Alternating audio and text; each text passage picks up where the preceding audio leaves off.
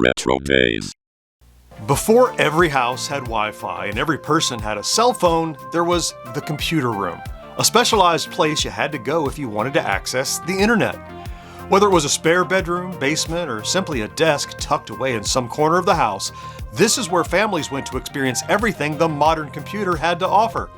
It was where we installed games from floppy disks and explored encyclopedias on CD-ROM, where we frequented late-night AOL chat rooms and checked our email, where we heard the unforgettable sound of dial-up internet connecting us to the world. For a brief moment in time, families gathered around a single shared computer in a dedicated space, and somehow that room felt like the future.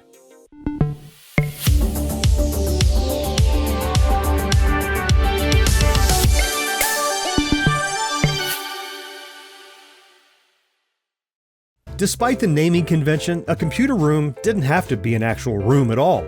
For many of us, especially those living in apartments, the so-called computer room may have simply been a corner of an otherwise occupied room, but somehow even that small space grew to represent all things computer.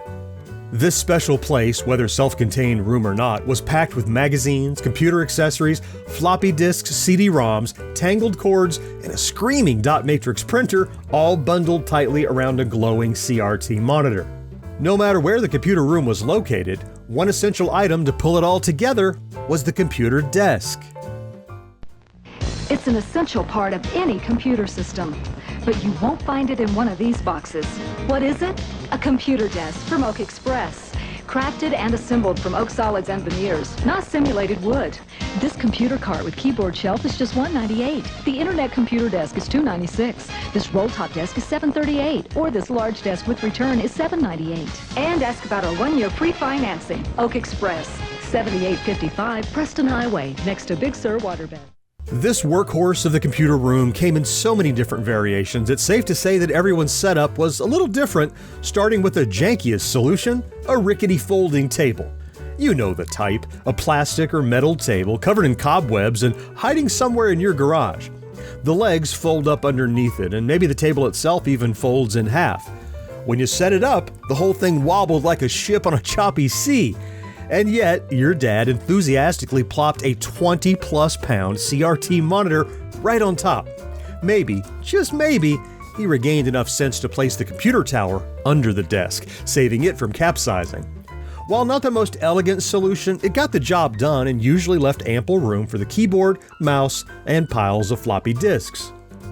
One step up was a nice solid wood desk. While certainly more stable, it shared the same issue as the folding table regarding computer placement. Simply put, since it wasn't made for a computer, finding an adequate spot for the bulky monitor, tower, and accessories often resulted in either a cluttered desktop or using the floor underneath. That, of course, left the desks that were made for computer use, which ranged from super cheap build-it-yourself types that you'd buy at a big box store all the way up to solid oak desks you could confidently call furniture without being questioned. No matter the level of quality, they all offered some form of tower-shaped cubby, routing holes for wires, and a slide-out keyboard tray. Talk about luxurious. If you're trying to decide how much power you need, how much speed, if you're trying to decide how many megabytes, or gigabytes, or even what a gigabyte is, and if you're trying to decide what's the right price to pay, there's only one decision to make: Computer City, where you'll get Microsoft's Windows 95 with full, fast, 32-bit multi-threading, multitasking, and one-button application access. Computer City. You can't make a wrong decision when you go to the right store. You can't have a computer room without a computer. The journey for many of us began with that most essential of questions: Mac or PC? You've been staring out there all day. What are you doing? Trying to figure out which computer is the most powerful. Well, that's easy. The one with the most memory, megahertz, MIPS, you know. No, I don't think so. There we go. I think the most powerful computer is the one that people actually use. Macintosh has the power to change the way you look at computers. But that's not really a fair comparison. People like using the Mac. I'm sure this is subjective, but it seemed to me as a kid that most people chose the PC. Of the many avenues for purchase, many went the local computer store route, preferring to go someplace where they could see the product and ask questions of the salesperson. Remember, this is back when home computers were relatively new and expensive, so our parents took their time with the decision. Let's say the puppy's a salesperson in an average computer store. Now, ask the salesperson the question. What's the difference between DVD and CD-ROM? How much RAM do I really need? Oh, and can you guys install software? Okay, thanks. That's why we staff Gateway Country with highly trained people who will have a computer built just for you. So come on in and ask us about our guaranteed delivery by Christmas. Drop by your neighborhood Gateway Country or call 1-800-GATEWAY. A little bit further into the digital revolution, once we were more comfortable with online sales, our second computer may have come from companies that offered built-to-order or configured-to-order systems like Dell. These sites allowed you to customize components online and have them delivered directly rather than buying a pre-packaged box off a store shelf. And once you had your computer, be it an Apple, HP, Dell, Gateway, Packard Bell, Compaq, IBM, or something else, you finally had a chance to outfit the room. This is when things really began to take shape, and even though these early computer rooms were shared by the entire family, sometimes the kids ended up dictating the decor. Slowly, stickers might have appeared on the plastic cases of towers and monitors.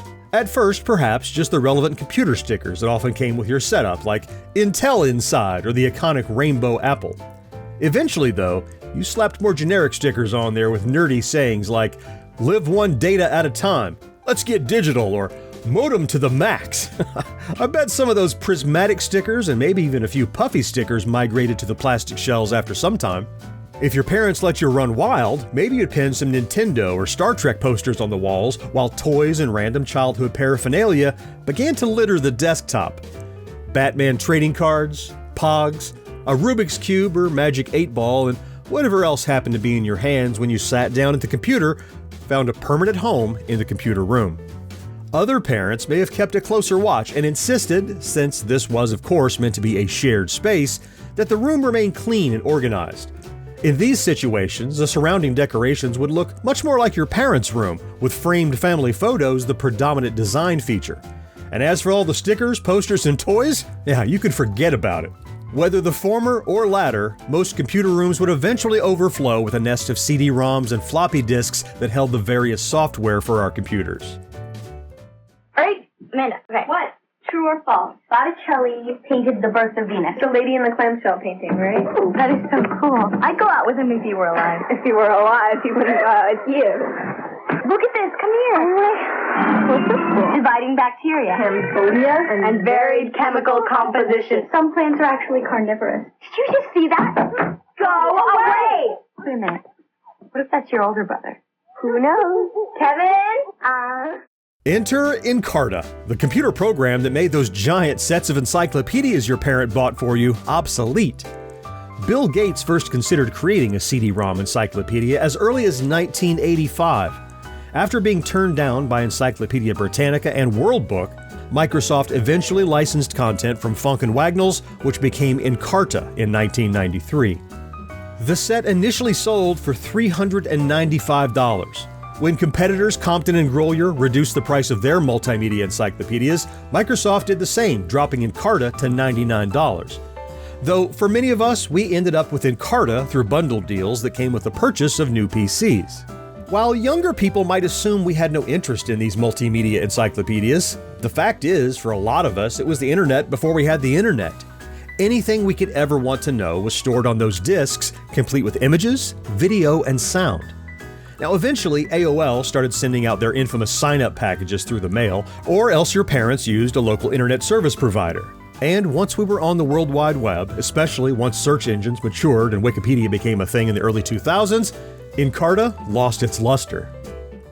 Welcome to a new way to communicate. A new source of news, information, and software available through your computer 24 hours a day. This is the official America Online Tour. Let me show you how America Online really works. You just point and click. You've got mail. Hey, I've got mail. You can send and receive email even across the internet. I've done that. Really? Scan the latest headline. Browse Time Magazine. Find out what's on TV with ABC Online. Look up facts in Compton's Encyclopedia. Even search the Library of Congress right on your computer. My son gets help with his homework. Call now for your free trial. You'll get free software and 10 hours of free online time your first month. America Online. It's knowledge. It's power. And, okay, it's fun. Call now for no obligation free trial of America Online. You'll get free startup software and 10 hours of free online time your first month. Call now 1-800-215-3200. America Online Junk Mail was a marketing gimmick masterminded by CMO Jan Brandt in 1993. The idea was to carpet bomb mailboxes and stores with introductory offers to AOL, most often with included floppy disks and later CDs. Through the 90s, it was a slow month indeed when you didn't get something in your mailbox about America Online. The idea arose from the notion that it was actually pretty hard to explain what the internet was. You weren't going to get people signing up with a magazine ad or billboard, so instead of explaining the internet, why not show it to people? There was something about getting an actual package in the mail that got people to open it more often than they would a simple junk mail envelope. And while the mail campaign is what we most remember, how can we not when they sent out over 1 billion sample discs, it didn't end there. According to Jay Serafino for Mental Floss, soon after, the dam had burst and people were suddenly besieged with discs everywhere they turned.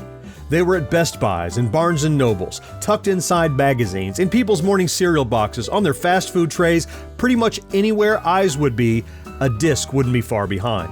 One of the stranger stories from AOL's carpet bombing strategy came when the company found out that freezing and thawing these discs wouldn't cause them any damage. Why? So they could be packaged with Omaha steaks, of course. The point of this segment is simply this. Our computer room had at least one of these AOL packages sitting around, if not a whole stack of discs. In my family, after the first couple, we just dumped them. But I knew a couple friends who'd inexplicably saved them, even though they had no intention of subscribing.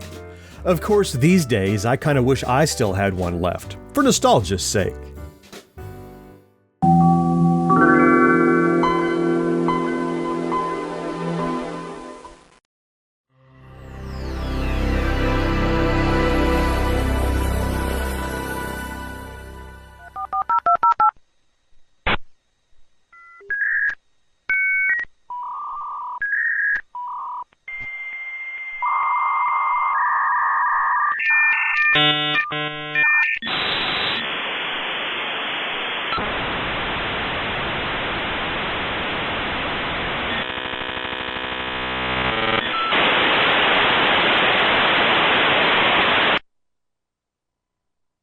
You've got mail. Another essential piece of software in the PC, which usually came with the computer when you bought it, was Windows 95 and later Windows 98. In both cases, the startup sounds were part of the whole computer room experience, right alongside the unforgettable sound of your modem connecting to the internet and AOL's iconic, "You've got mail." It's weird to think how much mere sounds have become an integral part of our nostalgia for computers in the 90s. They were the unofficial soundtrack of the future, and every time we heard them, our anticipation would grow, wondering what new things we'd discover on the vast World Wide Web.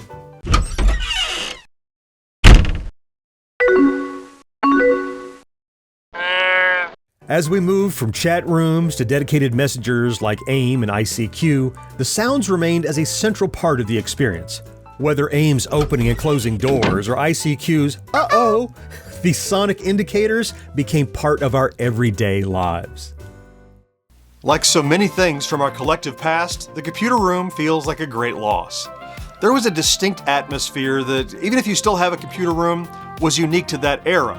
The glowing CRT monitor, buzzing modem, and the piles of physical media made it something special that's hard to replicate here in the 2020s. Still, just because you currently have a computer in a room, that doesn't make it a computer room like we had in the 90s. I think it's because computers permeate our living spaces in a way they didn't before. Most houses now have more than one computer, but not only that, we have laptops and cell phones. Further, most televisions are closer to computers than they are to TVs of yesteryear. What with the internet connections, apps, web browsers, and digital streaming content. If computers are in every room, how could a computer room ever feel as special as it did in the 90s? Well, what do you think? Did computer rooms of the 90s and early 2000s have a mystique that no longer exists? Or was it literally just a room with a computer in it and nothing more? You know, I would love to hear about it down in the comments. If you enjoy our content, please consider liking this video, subscribing to the channel, and maybe even activating that ubiquitous notification bell. It really does make a huge difference. Let's meet again next week to celebrate yesteryear, right here on RetroDaze. Clicky clicky.